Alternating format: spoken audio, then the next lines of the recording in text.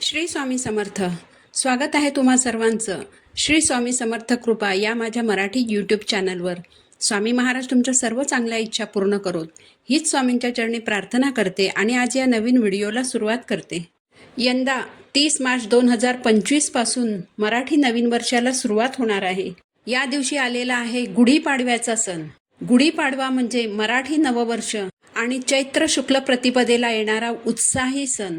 आणि याच दिवसापासून चैत्र नवरात्र आणि राम नवरात्रीला देखील सुरुवात होते. या दिवशी आपण गुढी उभारून आपल्या घरात सुख, शांती, समृद्धी आणि समाधान राहू दे अशी प्रार्थना करतो. गुढीपाडवा हा सण आपण वर्षाच्या सुरुवातीलाच साजरा करतो. वर्षातून एकदा येणाऱ्या या सणामुळे आपल्या घरात वर्षभर सुख समृद्धी नांदणार आहे असा आपल्याला विश्वास असतो. यासाठी आपल्याला गुढीपाडव्याच्या अगोदर आपल्या घरात काही सकारात्मक बदल करायचे आहेत. याबाबतचाच आपला आजचा व्हिडिओ आहे.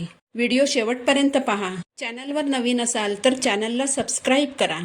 बघा, जेव्हा नवीन इंग्रजी वर्ष सुरू होतं तर मोठ्या उत्साहाने आपण नवीन इंग्रजी वर्षाचं स्वागत करतो.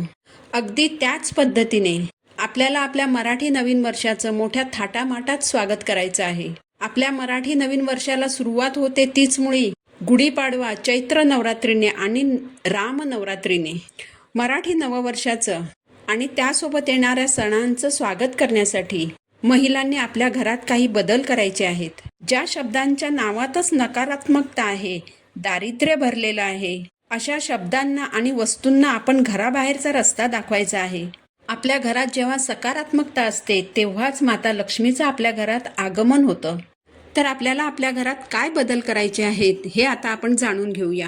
बघा, प्रत्येक वस्तूचा एक गुणधर्म असतो आणि कोणतीही वस्तू स्वतःचा गुणधर्म कधीच बदलत नाही. अगदी वस्तूंच्या बाबतीतच नाही तर आपल्या देवघराचेही काही नियम असतात. जसं की देवघरात आपण लक्ष्मी मातेची उभी मूर्ती ठेवत नाही. कारण काय, तर लक्ष्मी माता जर उभी राहिली तर ती उभ्या उभ्या निघून जाते, ती घरात स्थिर राहत नाही. अगदी देवांचे देव महादेव त्यांच्याही पूर्ण कुटुंबाचा फोटो आपण घरात ठेवतो. कारण काय, तर असा फोटो आपल्या घरात असेल तर आपलं कुटुंब सुखी राहतं. अगदी साध्यातलं साधं उदाहरण जर द्यायचं झालं तर आपण हळदीबाबत बोलू. जर आपण रव्याची खीर बनवली आणि त्यात अगदी चिमूटभर हळद टाकली तर ती हळद पूर्ण खिरीला स्वतःच्या हळदी रंगामध्ये रंगवते. अगदी तसंच जेव्हा आपल्या घरात फाटक्या, तुटक्या आणि फुटक्या वस्तू असतात तेव्हा अशा वस्तू आपलं घर त्यांच्यासारखंच फाटकं तुटकं करायचा प्रयत्न करतात. म्हणून अशा वस्तूंना आपल्याला आपल्या घराबाहेर काढायचं आहे. तर आपण मुख्य दरवाजापासूनच बघू. बघा, बऱ्याच घरांच्या मुख्य दरवाजाच्या बाहेर चपलांचा स्टँड असतो. चपला म्हणजे काय, तर एक प्रकारची दरिद्रीच असते. घरात जर माणसं 2 असतील तर चपला मात्र 10-20 असतात. हौसेला मोल नसतं हे जरी मानलं तरी चपलांच्या स्टँडमधील नको असलेल्या चपला, तुटक्या चपला या काढून टाकायला हव्यात. चप्पल स्टँडमध्ये सगळ्या चपलांचे जोड अगदी व्यवस्थित रचून ठेवायला हवेत. असं म्हणतात की लक्ष्मी माता रोज आपल्या दरवाजात 7 वेळा येऊन जाते आणि जर आपल्या दरवाजात चपला पसरलेल्या असतील तर लक्ष्मी माता घरात प्रवेश करत नाही. म्हणून तुमच्या जेवढ्या चप्पल असतील तेवढ्या चप्पल स्टँडमध्ये सगळ्या व्यवस्थित रचून ठेवा. नको असलेल्या चप्पल, तुटलेल्या चप्पल काढून टाका. कारण तुटलेल्या चपला घरात दरिद्री आणतात. तुमच्या मुख्य दरवाजाला जर जुनं तोरण लावलेलं असेल तर ते काढून स्वच्छ धुवून पुन्हा दरवाजाला लावा.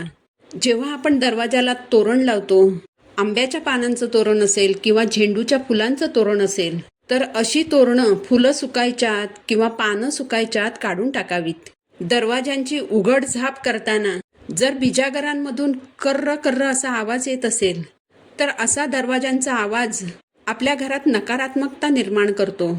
तर अशा बिजागरांमध्ये तेल टाका जेणेकरून ती आवाज करणार नाहीत. तुमच्या किचनमध्ये सुद्धा बघा, जर तडा गेलेली भांडी असतील तर अशी कोणतीही भांडी घरात ठेवू नका. बरेचसे प्लास्टिकचे डबे बघा आपण विनाकारण साठवून ठेवतो. तर असे प्लास्टिकचे डबे, प्लास्टिकच्या बाटल्या घराबाहेर काढायच्या. नाक फुटलेले कप असतील, तडा गेलेली बशी असेल तर अशी फुटकी भांडी घराबाहेर काढायची आहेत.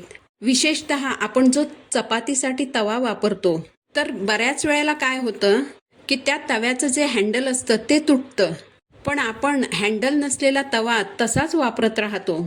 तर हे अतिशय चुकीचं आहे. वास्तुशास्त्रानुसार अशी भांडी आपल्या घरात मोठ्या प्रमाणावर नकारात्मक ऊर्जा निर्माण करतात. घरामध्ये तडा गेलेला आरसा किंवा आरशाचा अगदी थोडासा तुकडा जरी उडालेला असेल तर असा आरसा कधीही घरात ठेवू नये. तडा गेलेला आरसा आणि कोणत्याही प्रकारची तडा गेलेली काचेची वस्तू मोठ्या प्रमाणावर नकारात्मक ऊर्जा निर्माण करतात. अशा वस्तूंमुळे आपल्या घरात मोठ्या प्रमाणावर नकारात्मक ऊर्जेचा संचार वाढतो आणि आपल्या घरात धनधान्याची कमी होऊ लागते. तुमच्या घरामध्ये जर बंद पडलेली इलेक्ट्रॉनिक्सची उपकरणं असतील तर ती देखील घरातून बाहेर काढायची आहेत. बंद पडलेलं घड्याळ जर तुमच्या घरात असेल तर असं बंद पडलेलं घड्याळ कधीही घरात ठेवू नये. बंद घड्याळामुळे आपल्या घराची प्रगती थांबते. बंद पडलेली इलेक्ट्रॉनिक्स उपकरणं खूप मोठ्या प्रमाणावर नकारात्मक ऊर्जा उत्पन्न करतात आणि अशी ही नकारात्मक ऊर्जा आपल्याला कोणत्याही कार्यात यश मिळू देत नाही. अशा वस्तूंमुळे आपल्या घरात वास्तुदोष निर्माण होतो. आपल्या घरामध्ये बघा जुने कपडेही खूप असतात. आपण बघा महिला विशेषतः जुने कपडे साठवून ठेवतात. त्यातील बरेच कपडे असे असतात की जे वर्ष 6 महिने वगैरे वापरलेले नसतात. त्यानंतरही ते वापरले जातील की नाही याची खात्री नसते.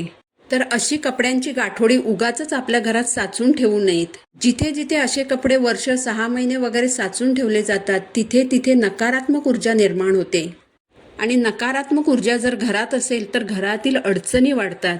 कोणत्याही कामात आपल्याला यश मिळत नाही. तर आपल्या घरात जर अशा तुटक्या चपला असतील, फाटके कपडे असतील, फुटक्या वस्तू असतील आणि बंद पडलेली इलेक्ट्रॉनिक्स उपकरणं असतील तर हे सगळं आपल्याला गुढीपाडव्याच्या अगोदर घराबाहेर काढायचं आहे. तर येणाऱ्या पाडव्याच्या अगोदर आपण आपलं सर्व घर स्वच्छ झाडून पुसून नवीन वर्षाचं मोठ्या उत्साहाने स्वागत करूया. माहिती उपयुक्त वाटली असेल तर व्हिडिओला लाईक करा, चॅनलला सबस्क्राईब करा. पुन्हा भेटू नवीन व्हिडिओसोबत. श्री स्वामी समर्थ.